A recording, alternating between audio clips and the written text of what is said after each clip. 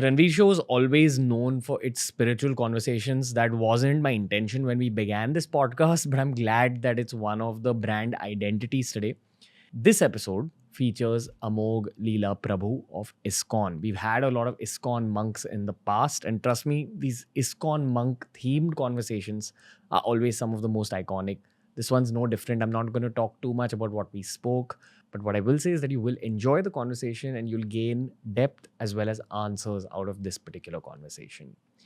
Remember to follow TRS on Spotify. We're a Spotify exclusive, which means that every episode's available on Spotify 48 hours before it's available anywhere else in the world.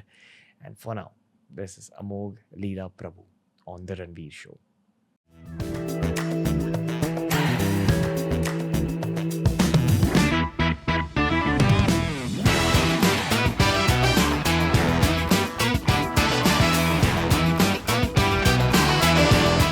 Amogh Lila Prabhu, sir.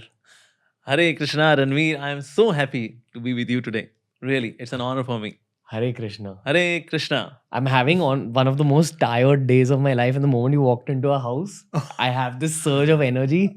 Ye kya ho raha hai? What is this magic? You gave me a hug, and now I'm feeling good again. It's a compliment indeed. But I think you're already blessed. So credit doesn't go to me. I think it is your humbleness. No, I don't know what it is, sir, but any monk that I've met generally of any faith, I've met Buddhist monks, I've met monks from Iskon, I've met monks from South India, I've met monks who are not even associated with any spiritual movement. But all of you have some different kind of energy levels, sir. Energy definitely. जैसे vibe कहते हैं, you'll have a different vibe for sure. But I don't know how your energy levels are through the roof. Y'all can keep working. Y'all can, even I know that even if you have the same conversation at 3 a.m. or 4 a.m., you'll have the same energy. Oh yeah, actually yes, that's true. So let's talk about energy levels. Matlab, this is an issue for so many people in the modern day. How do y'all do this? What is the secret? Actually, like there is a very beautiful analogy. It is like when the spark is near the fire. So it illuminates, it is illustrious. And when the spark is away from the fire, then it extinguishes, it loses its luster. So more we are closer to God, we are illumined, we shine, we are effulgent, we are illustrious. More we go away from the grace of God. So then we feel sad, we feel morose, we are dark. And then we need this fair and lovely and fair and handsome. But in case you are connected to the grace of God, so by His grace, we are also illumined. Just like being in the sun, we are clearly visible. We become effulgent because there is sun. In darkness, you all are black. So certainly in case the monks who are having energy, so the credit goes to the Supreme Lord and His grace. So this applies to anyone, not just monk. Even a householder, if he is near to the Lord, then of course he can also be rejuvenating, always very fresh, feel energized, lives on next level of consciousness. That would naturally be there. So what does it mean being closer or far away from God? Like, what are the activities that take you further away or bring you closer? Yeah. We have got various levels of our existence. Like we have physical existence, we have mental existence, we have intellectual existence, we have egoistic existence, and ultimately we have spiritual existence. More we offer our existences in the service of the Lord, more we saturate them with His glories, with His name, with His form, with His qualities, with His pastimes, with His leelas, with His paraphernalia, with His grace, with His exchanges, then we feel that saturation at all these levels makes person shine, naturally shine. What is God, sir? God, of course, somebody may say God, generator, operator, destroyer. So that's, as a function, God is there. But God is certainly much more than this. God in Sanskrit is known as Bhagavan.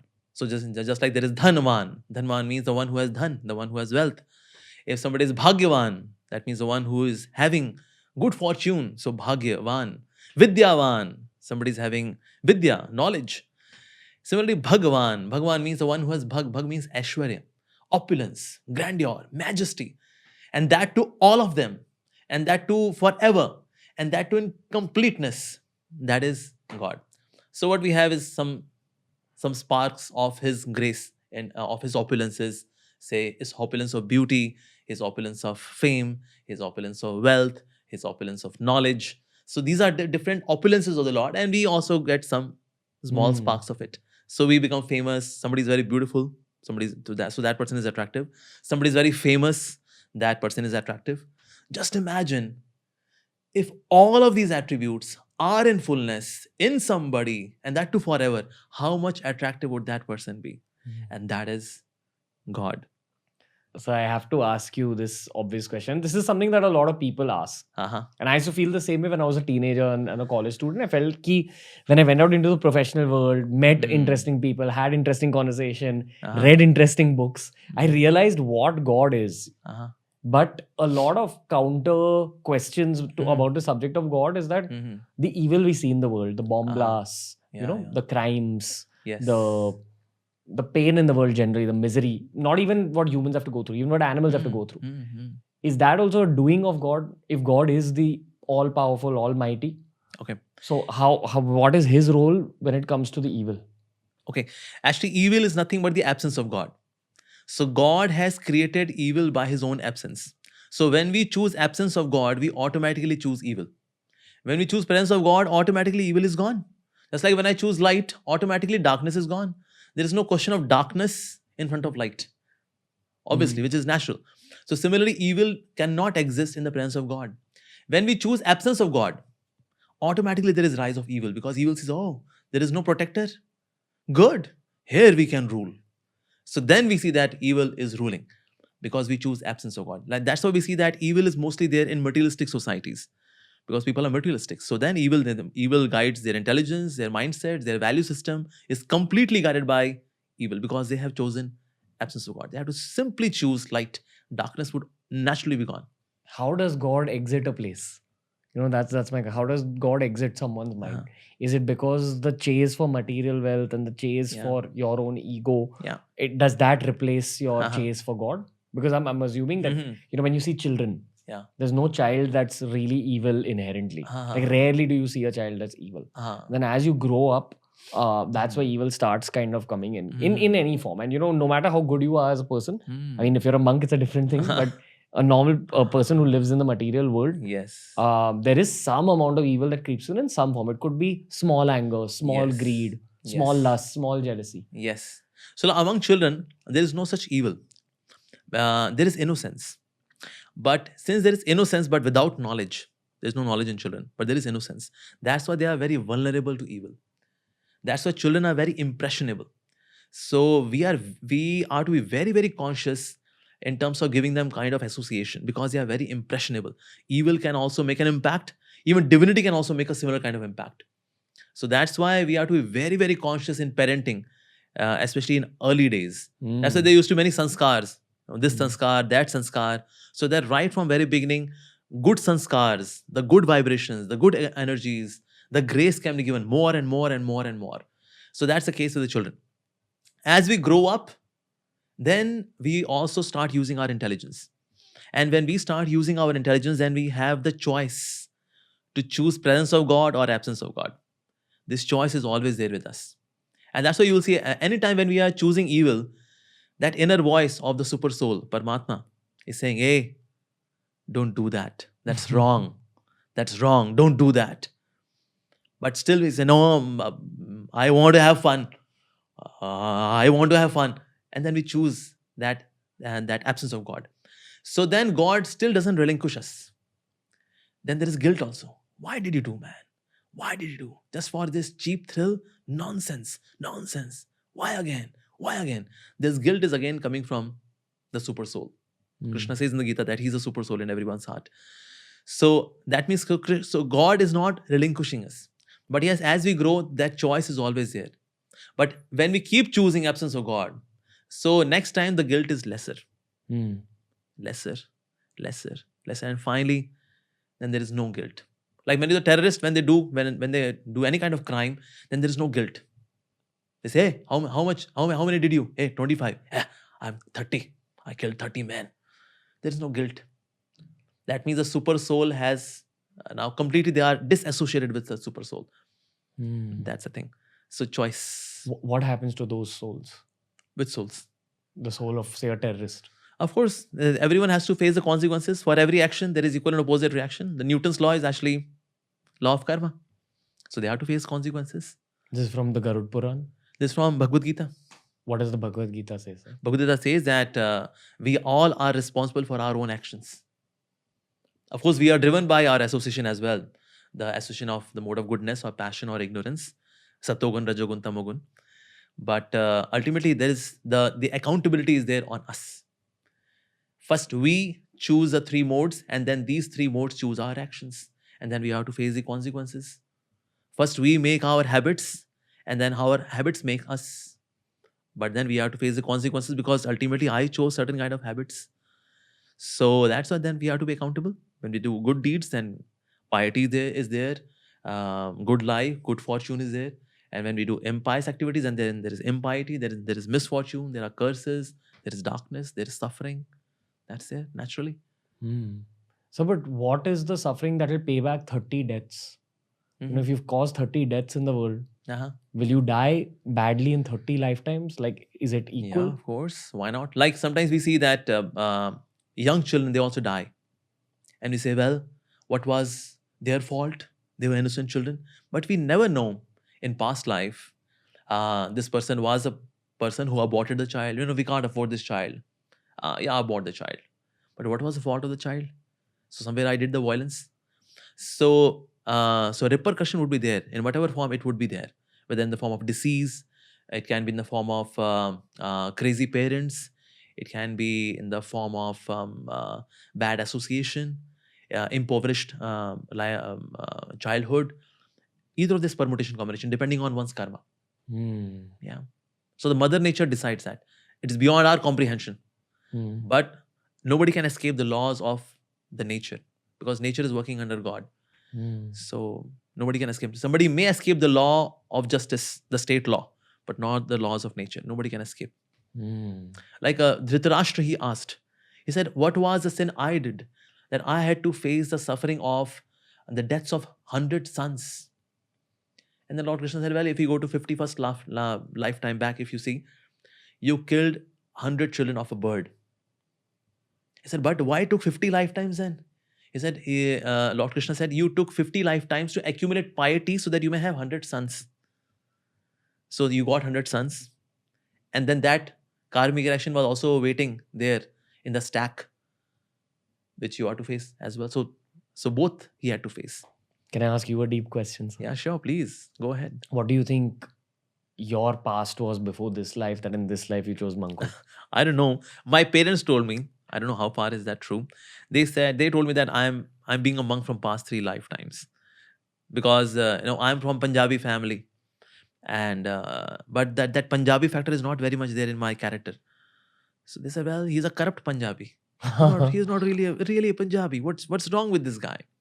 So then they went to some astrologers. I think they went to somewhere in Gujarat or Rajasthan, some Nadi Ved, some Nadi Jyotish. So he told that he's a monk from past 2 lifetimes and he's completing his journey and this is the last life. This was told by him. I don't know how much we can trust this information, but I did not know. But yes, I feel that this life is especially blessed. I don't know whether I might be a monk, I might be a monkey, quite possible. But certainly this life is full of grace of God, and especially the devotees of Lord Shri Krishna have given me a lot of blessings. And that is most precious. And I treasure the most. So, little while back we spoke about children and childhood. I remember one of my earliest memories in life is me looking out of the window. I was very young. I was probably like maybe 4 years old, maybe 3 years old. And I remember this very clearly. I asked my mother that what is this place we live in? And she said that we live in Mumbai. And I said that what does that mean?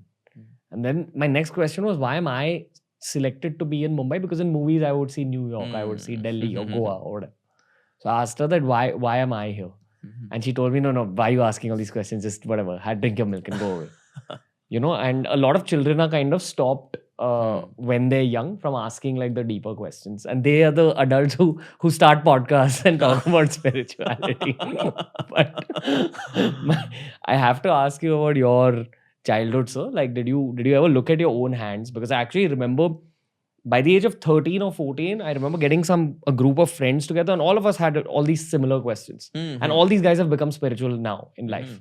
But at the age of 12 or 13, we'd look at our own hands and say, what is this vessel I'm stuck in? What is this body? What are these 4 fingers? What does it mean that the clothes you're wearing are orange in color? What does it mean that you're in this body? Uh-huh. You know, all these weird questions, the questions behind the Uh-huh. questions behind the questions. Yes, yes, yes. So did you ever have those moments when you were a child and you just questioned about your reality? I used to question the reality, but at the same time, I used to have the sense of gratitude towards the God. At that time, I did not know that who is God. So for a while, I chose Lord Shiva. But yes, I had the sense of gratitude because I could see that God has given me healthy body When you were a child? when I was a child. God has given me healthy body, disease-free body. I was very good in sports, whether it was cricket, volleyball, football, indoor games or outdoor games, extempore, singing, dancing. So I was good at that. So I could see that God has given me so much, but I should also give something in return to God. So I used to question the reality on this level. That yes, this is coming from God for sure. As Lord Krishna says in the Gita, Paurusham Rishu, abilities comes from me. Yes, whatever abilities, whether vocal abilities, dancing abilities, singing abilities, drawing, sketching, whatever it is coming from the Supreme Lord Krishna. But I used to say that I used to think that God has given me so much, but I'm such a thankless person. I'm such an ungrateful person that God has given me so many good things, good parents, good sisters. I was good in academics, not really number one, but I was like in top five, good in sports. Everything good has God has given to me, but I'm such a rascal. I don't say even thank you to that person. Firstly, I do not know who that person is. So for a while, I chose Lord Shiva. But I'm so ungrateful.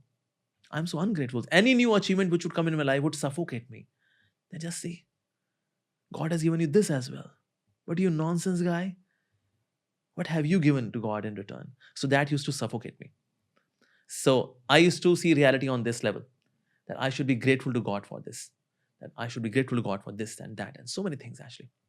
And that was a very beautiful feeling, although it was a little painful for me, but that pain was also blissful. Because gratitude is such a beautiful feeling that if we have it for anyone means anyone, it really makes the heart blossom with goodness. So that's why I used to think like this. So ultimate, of course, being a monk, I could use all of these abilities which Krishna has given to me back in the service of God and humanity. So that is very fulfilling. Taking water from the Ganges and offering back to the Ganges, Om Gangaya Namaha. So that is very satisfying. So same is my condition, actually.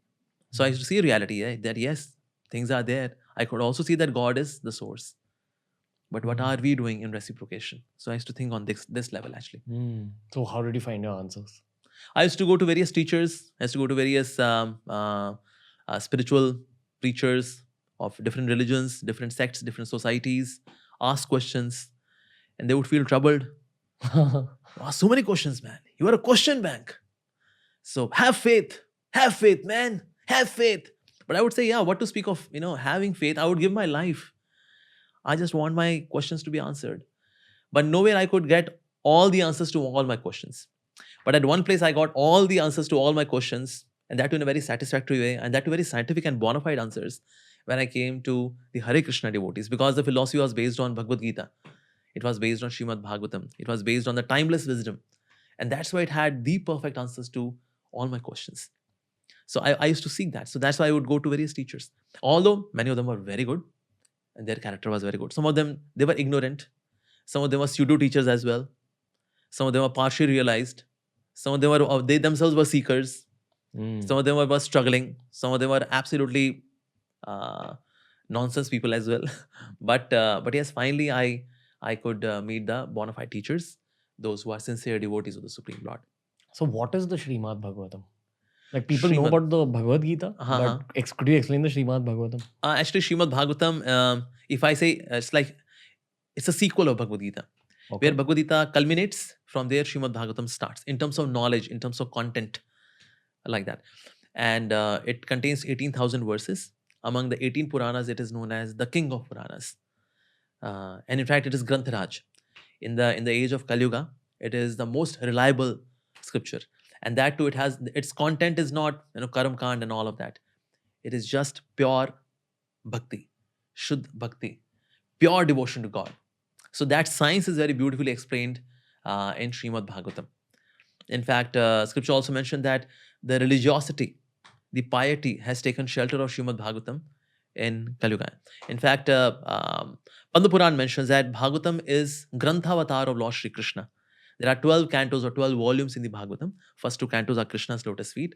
Third, fourth canto are Krishna's thighs. Fifth canto is Krishna's belly. Sixth canto is Krishna's beautiful chest, which is a palace of love for his devotees. Seventh and eighth canto are Krishna's arms. Ninth canto is Krishna's neck. 10th canto is Krishna's beautiful face. 11th canto is Krishna's forehead. And 12th canto is Krishna's turban made up of Vrindavan flowers. So Srimad Bhagavatam 12 volumes is actually Krishna's Grantha Avatar. So if somebody is reading Srimad Bhagavatam, somebody is actually reading the character of Lord Shri Krishna. So Bhagavad Gita is the Vani of Lord Shri Krishna. Srimad Bhagavatam is the character of Lord Shri Krishna. So that way is Bhagavad Gita. So Bhagavad Gita can be taken as a graduation. So Bhagavatam is like post-graduation.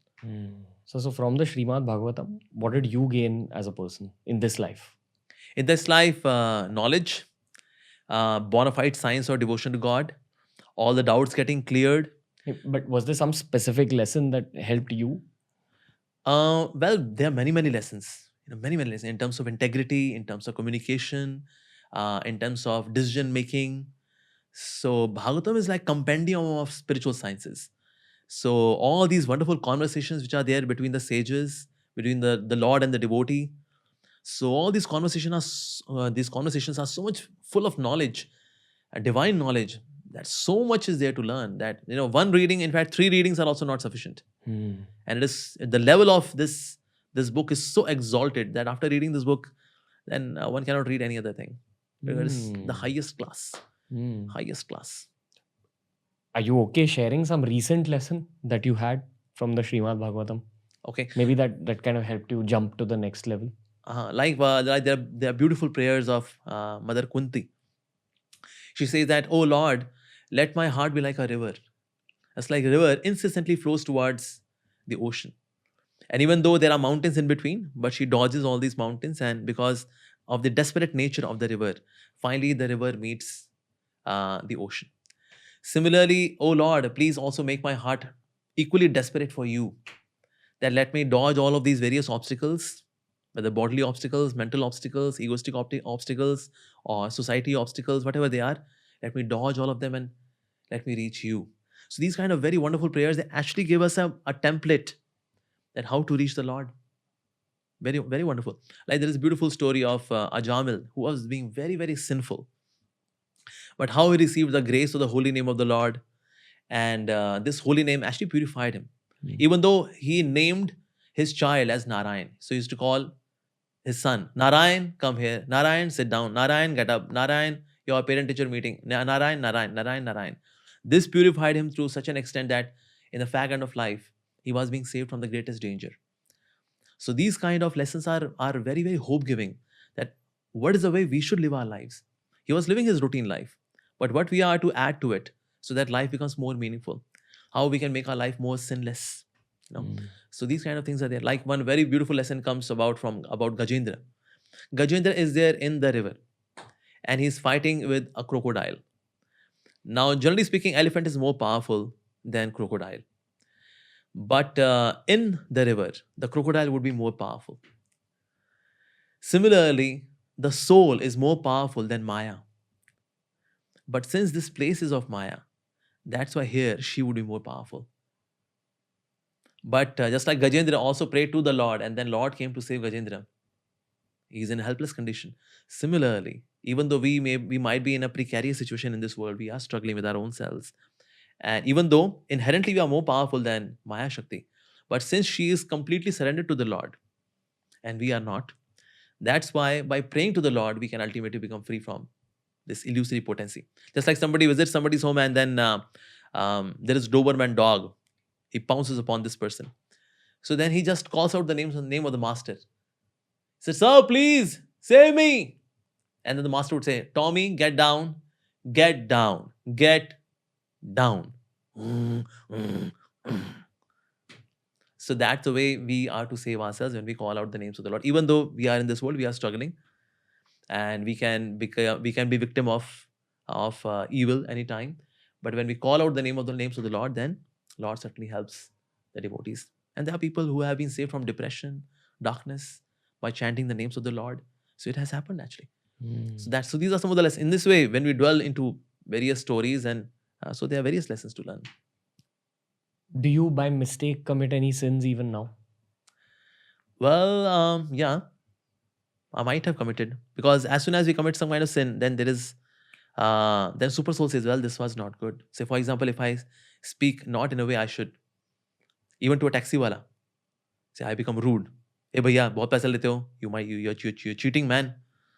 So then this gives me a negative vibration. It makes a negative template in the consciousness. So at that time, I just correct myself. No, this was not the way. I should not go to these lower level of consciousness just for a few rupees, some just 50, 100 rupees. No, not really worth. So super soul is educating within. So these kind of small sins may happen, that I may speak something in a way which I should not have to a certain person, even to someone, an ordinary person. So these kind of small sins may happen.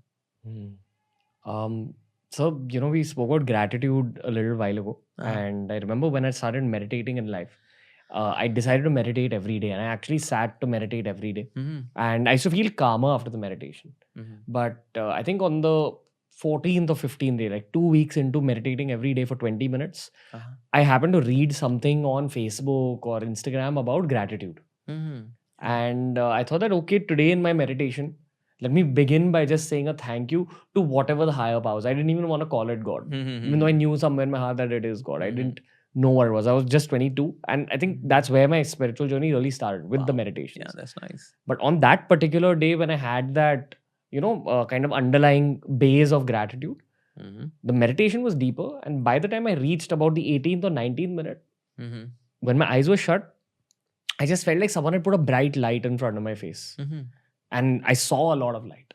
And I opened my eyes to see, is the light on? But it wasn't. The lights were off. I closed my eyes and it was dark again. But the moment I started meditating again, the light came back on. And then it stayed on, and then it just went off after some time. And then I realized, okay, I need to wake up out of this. So I got up and I called up my mentor at that time, my spiritual mentor. And I said that, what is happening? And he said that, no, seeing light in your meditation is a very good thing. It happens to people.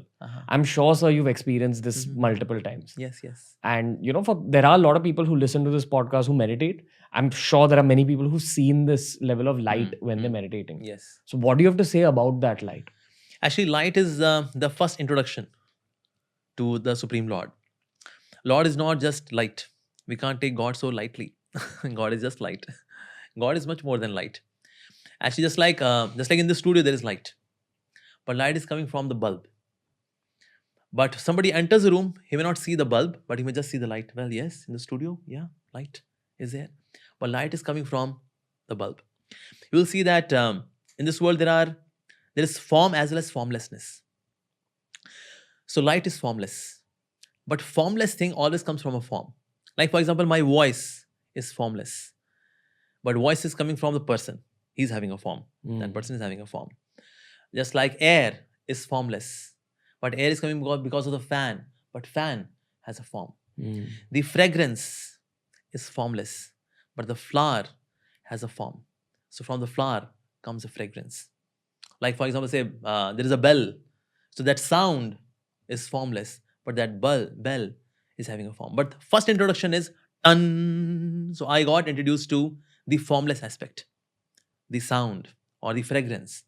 But when we keep on meditating, then we realize that actually God is not just light. Light is coming from some entity, that spiritual divine entity. And that is God. So this is effulgence of the Lord, basically. Like in the Chronicles of Islam also, like Musa, once he saw the Lord, he said that, oh Lord, I want to see you. And the Lord said, well, you cannot handle my grace, my effulgence. He said, no, I can handle. I can do that. And then Lord said, okay, all right. So he showed his personality. And because the form was so effulgent, so he could not handle it. So that's why he got fainted. So Lord said, I told you that you cannot handle it. He said, oh Lord, kindly reduce this effulgence so that I can see you. And similar thing also comes in Ishopanishad, in the scriptures, where the devotee is saying, oh Lord, please kindly reduce this effulgence around you so that I can see you. So effulgence is coming from the Lord. That light is coming from the Lord. But that's the first introduction. That's the first introduction. But when we stay there and we pray to the Lord that, oh Lord, I know you cannot be seen on my own strength. You can be seen only by your grace. The sun can be seen only in sunlight. There's no other way to see the sun. I cannot take the candle. Let us see the sun. Where is the sun? Sun, tomorrow morning. Sunrise, on time. All right? You can't do that. Sun is only visible by its own sunlight, by its own light. Similarly, God can be seen only by His own grace, nor by our own strength. But yes, but when we keep praying to the Lord that, oh Lord, I cannot see you. I know this is your effulgence. Please let me penetrate through this effulgence and see your divine form. Then we can see the form actually. Actually, there are 4 curtains between us and the Lord. There are 3 curtains, Satogun, Rajagun, Tamogun, which are on our side. And then there is one more curtain, which is of His light. That's the 4th curtain. So somebody might have penetrated all of these curtains of Sato, Rajo, Tamo. First is Tamo, then there is Rajo, then there is Sato. And even after removing these 3 curtains, there is still light, the 4th curtain.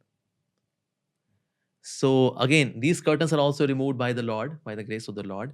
And similarly, this curtain, which is of the light, is also being removed by the Lord. When He becomes very happy by our devotion, then He makes us see His divine form. So we have to persistently be there. Do not get settled with the light. There's someone from whom the light is coming. But what do you make of it? If you actually see the light in your meditation, that's a sign for you to keep going? Yeah, that means keep going. You are in right direction. That's the first introduction. Move on. And more you become the spirit of service in your meditation. Then He reveals His form. Otherwise, if I just want to experience it, what is meditation? Like, okay, let me experience it.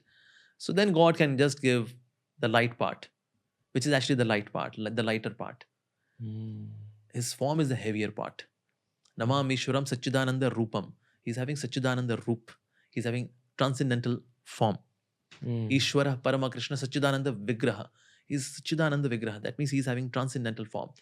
And that's what Bible also mentions. God made man in His own image. That means God also has image. God is not formless. God is having an image. But His image is divine. Our image is made up of flesh and bones. But His image is divine. Sachidananda Vigraha. But that is also covered by, there is a wheel of light. But that's the first introduction. So I think this podcast is becoming all about a journey about how to get to God. And I love it. I think that this is a conversation that should be out there for audiences. This is what the book, The Autobiography of a Yogi is about.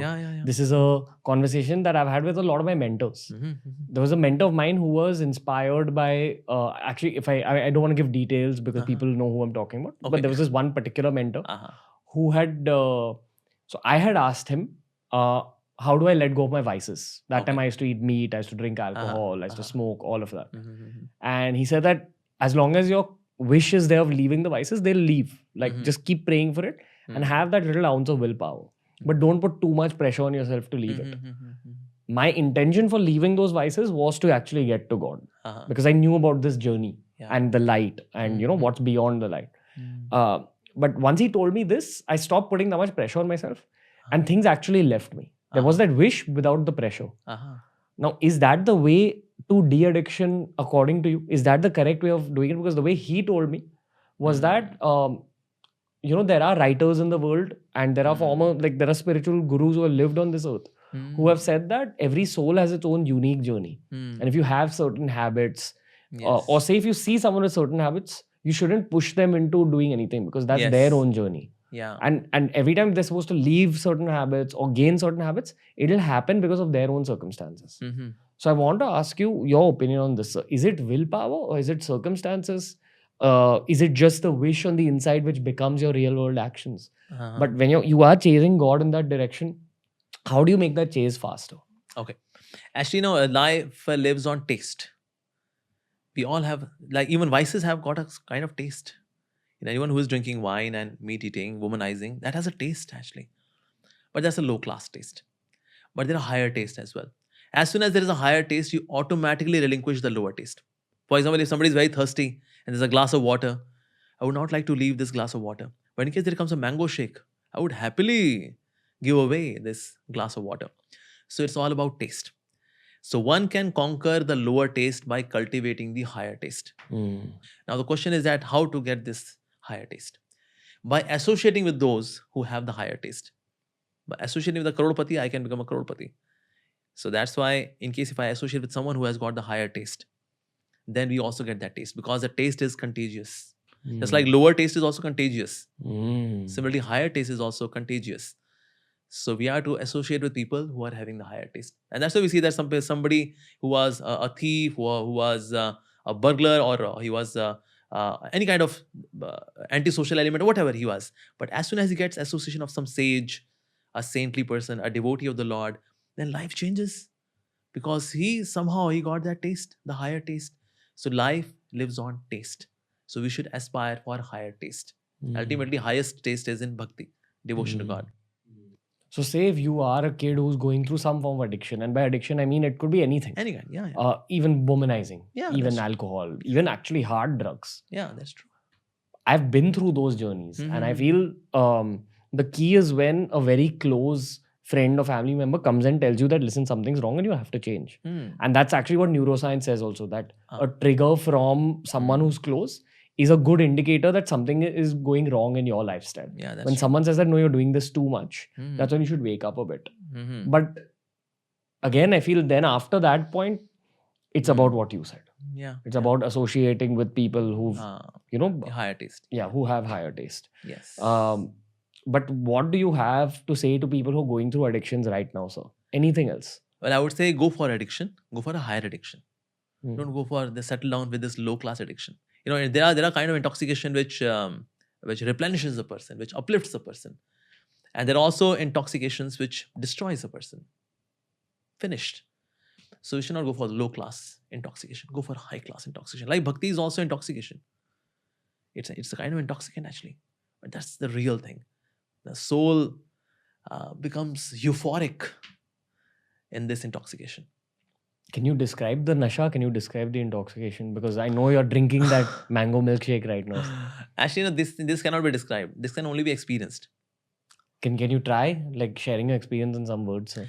Actually, taste cannot be described. Taste can only be felt. Even gulab jamun cannot be described. If I ask you describe gulab jamun, you'll say it is sweet. Well, sweet is aaj gajar ka halwa is also very sweet. That is which is very juicy. Well, rasgulla is also very juicy.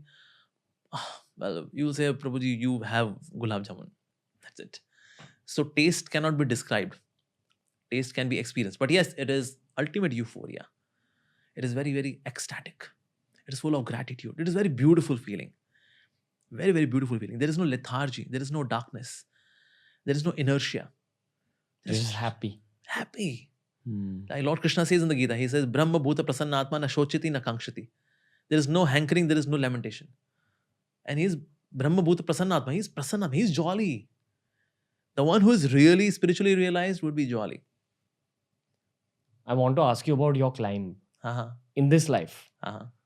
Was meditation the key factor in you climbing? Because what I've read is in the yug that we live in, and I don't know if we live in Kal Yug because different people say different things. Kal Yug to 200 saal pehle tha. I don't even know what yug it is. Yeah. But, and I don't, to some extent, I don't care what yug it is. What I've read is that in the yug that we live in, simple prayer with you chanting mantras is not enough. Yeah. When you attach emotion to that mantra and understanding the mantra, it becomes stronger. Yeah. And similarly, the best way of attaching emotion and intensity to any mantra is to actually meditate along with that mantra. Yes. Is that the fastest way to climb that mountain? Well, I would say just like there are birds known as albatross. They fly very long distance, South Pole to North Pole, North Pole to South Pole, long distance. They fly using their own strength. But they are able to do so because they fly together. Because when they fly together, then they see each other. Oh, here is my partner. He's also flying. And the partner, oh, he's also flying. Yeah. So I should also fly. This inspiration is coming from the partners, the albatross partners. So that's why similarly, we do our sadhana, our practices, chanting the names of God. We push ourselves. We sacrifice things. We do that. But for that, we need inspiration. Inspiration comes from association. So somebody will say, okay, I'll go to jungle, I'll just chant the names of God and become spiritually perfect. Well, not really. Because we need somebody. We need somebody to take us across. Somebody to take us out of the quicksand of the lower modes. It's like somebody's in a quicksand. One cannot come out of the quicksand on by one's own efforts. We need somebody who is outside quicksand. Similarly, we are also in the quicksand of mind, in the quicksand of negative thoughts, negativity. There has to be somebody who is outside this quicksand and can give us the rope of hope, the rope of mercy, the rope of grace, the rope of guidance, and then take us out. So that's why one, just by being alone, one cannot become spiritually perfect. We need association of devotees, and that's why earlier people used to travel. Like Mirabai would travel all the way from Rajasthan to Vrindavan to have association. I feel that if there's one thing we should learn from the last 2 years, Uh-huh. it's that, you can lose a lot, you can go through the worst kind of life, but at the end of the day, there's no worse loss than the loss of hope. And there's a lot of people living with that thought right now, and some of them don't know what to do with the hope that they have. Mm. And I would nudge people towards conversations like this, as you said, association. Yeah. Just as I said, when you met us outside, I was very tired, but just you walking into that room kind of gave me energy, and that's energy on many levels. It's not just physical energy. Thank you. So, sir, thank you for this particular episode. Any signing off note when it comes to this chase of God conversation? Well, I would say utsaha nishchyat dehryat. One should be enthusiastic about it. One should be determined, and one should be patient as well. Sometimes people, when they do not, when they make endeavors, but they're not really very enthusiastic, they're very wishy-washy in their attempts, and sometimes they become impatient as well. I'm not becoming perfect, man. It's been 3 years. It's been 4 years, Baba. My hairs are not standing on end. There are no tears in my eyes. There's still desert, Baba. Well, and people become impatient. So we have to realize that impatient means I am patient. It takes time, depending on the chronic nature of the disease. So it takes some time. So people should not become despondent. And ultimately, this human form of life is to fight the battle with the mind, the rascal mind. We have to mind the business, mind your own business, mind. We have to do that. And for that, this battle is very meaningful. And even till our last breath, if we are to fight this battle, we should not feel disappointed. Fight it. Because in case you want your last breath to be full of satisfaction and you are done, then before that, we have to invest so much in the breaths before the last breath. Like there is ROI, return on investment. So first we have to invest, then there would be returns. And then in the last breath. So that's why keep fighting. We should not remain slaves of the mind. We have been slaves of the mind, the rascal mind, materialistic mind, which works under the HOD. The HOD is ego. So we have to really fight it. So do not feel disappointed in your spiritual efforts. And this human form of life is meant to revive our love for God. And that love is divine. That love is pure. That love is intense. That love is maddening. That love would give ultimate fulfillment to us, which we all are seeking in this world, in the objects of this world. But what we are seeking is the right thing, but we are seeking in a wrong place. We want that pure, divine, intense, maddening love for God, and that is the ultimate spiritual perfection. So we should aspire for it. We should be desperate for it. And that's the way we can make our maybe we can make this human form of life a great success. So I wish all the very best to the viewers in their spiritual attempts, especially to my dear Ranveer. Thank you. Thank you for everything. Yeah, thank you so much. Hare Krishna. Hare Krishna. That was the episode for today. Immediately after this conversation, we began a Hindi podcast together, like right after it. So think of the Hindi podcast as an extension of this particular conversation. We went even deeper on Hindi, I feel. This was a great podcast for people to begin their spiritual journey in some ways, to find the answers, to find the practical side of things. The next one, the Hindi one, is going to be about some deeper, macro, long-term concepts. Remember, for more spiritual conversations like this, firstly, get in touch with TRS Hindi, the Ranveer Show Hindi. Lots of spiritual content on that podcast. Secondly, follow TRS English on Spotify. Every episode is available on Spotify 48 hours before it's available anywhere else in the world. Lots more amazing spiritual conversations coming your way on The Ranveer Show.